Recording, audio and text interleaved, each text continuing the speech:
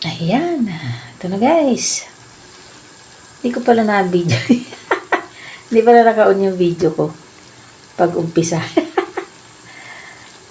Ito po guys, ginisa ko po siya sa sibuyas, bawang, luya. Tapos nilagay ko po itong ayan, sardinas. Sana yun. Ayan. Ayan. Tapos nilagay ko na rin po yung pansit. Pansit noodles pa yan. Pero hindi po yan yung instant Yan lang. Experiment ko lang. Tapos nilagay ko na rin pa itong patula. Yan lang pang hiwa ko sa patula para malaki. Kasi pag yung maninipis, madaling lumambot. Yan. Kala ko nakauna yung camera ko. Paggisa ko ng sibuyas, bawang, luya. Pero okay lang naman yan. Tapos yun, pagkagisa ko, nilagay ko na po ito. Sinabay-sabay ko na po sila. Tapos nilagyan ko siya ng tubig. Yan. Para pagkulo niya, ito na pare-pareha sila. Kaya po ginisa ko ng konti para hindi malansa yung sardinas. Yan, diba? Yan. Kahit ganyan lang, masarap yan, diba guys? Omega 3. May omega 3 kasi yan. Sabi niya, masustansya po yung sardinas. Kaya yan. Pero basta igisa lang para hindi siya malansa. Yan. Ayoko lang po yung malansa. Yan. Kala ko kanina, naka-on na. Hindi pala. Yan. Kaunting lang naman to. Ilang minuto lang naman po. Luto na to. May luto ito. Kulay na to. Kunti lang pa sinabaw ko. Kasi maluto lang po itong pansit. Yan.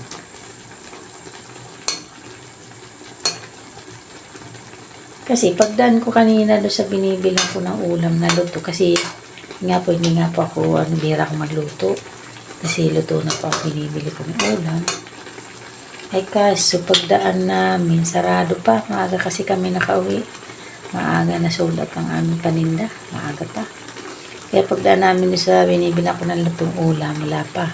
Sarado pa. Nanluluto pa siguro. Bumili na ako sa tindahan nito. Buti doon sa dinadaanan namin tindahan, may mga gulay, mga dilata, may pansit. Ayan na lang pang binili ko. Pwede naman pang ulam to, pwede naman ito lang kainin. Diba? Nilagyan ko din po ito ng chicken cube.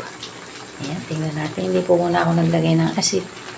Kasi titingnan natin yung lasa ng chicken cube. Kasi medyo maalat din yun.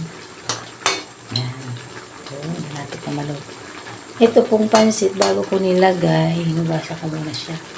Kasi kahit naka-plastic, hindi natin alam kung malaro at kabuk sa loob. Ayan. Hindi po ito instant tayo po itong hilaw na pansit na kasi talaga na wala pa timpla.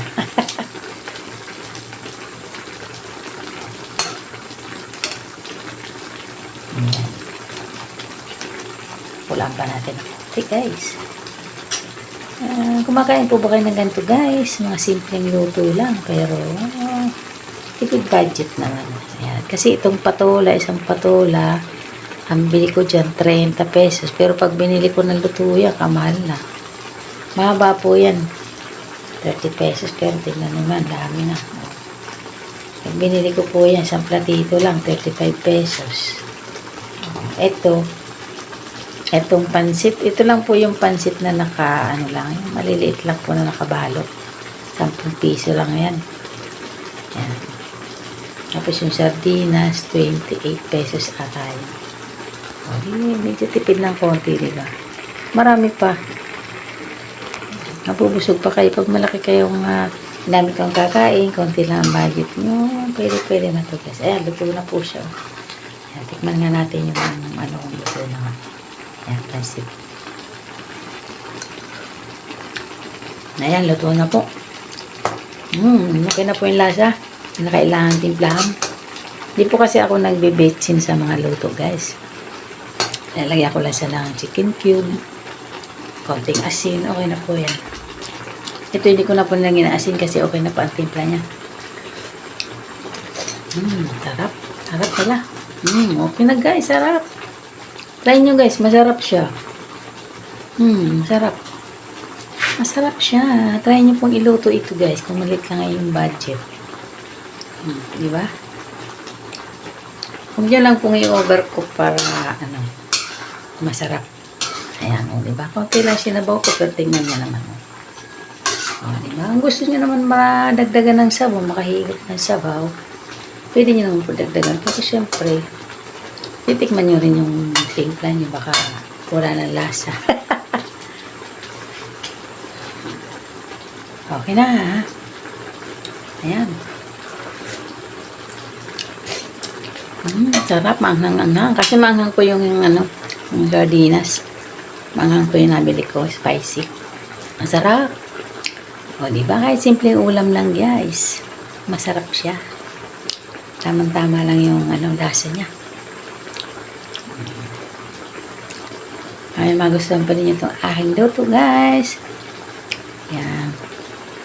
Please, subscribe. And thanks for watching. Naway magustuhan pa ninyo ang mga luto ko. Kahit simple lang. At naway patuloy din po ninyo panoorin ang mga videos ko at supportahan din po ang aking channel. At nang sa ganun ay makabangon naman ang channel. Sa tulong po ninyo, ayan, makakabangon po ang channel ko. Tagal na po kasi akong hindi nag-upload guys. Tapos, ng ibang mga viewers, medyo nawala na rin. Kaya, mga simple lang po kasi ang niluluto ko. Abot budget lang. Diba? Busy kasi ako sa pagtitinda. Kaya ito po.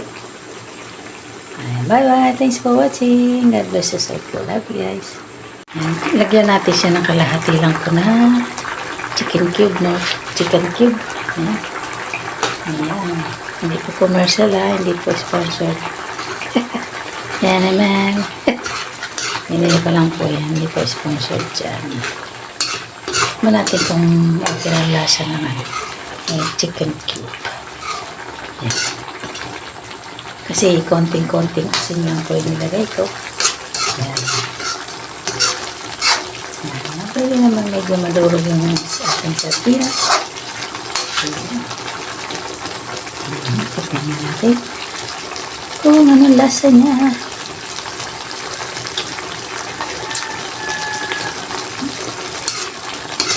Mas masarap pala pag nilagyan ng konti na chicken cube. Ayan, mas masarap siya guys. Konti lang para hindi siya umalat. Malasang malasa siya guys. Ayan. Ayan. Malambot na siya.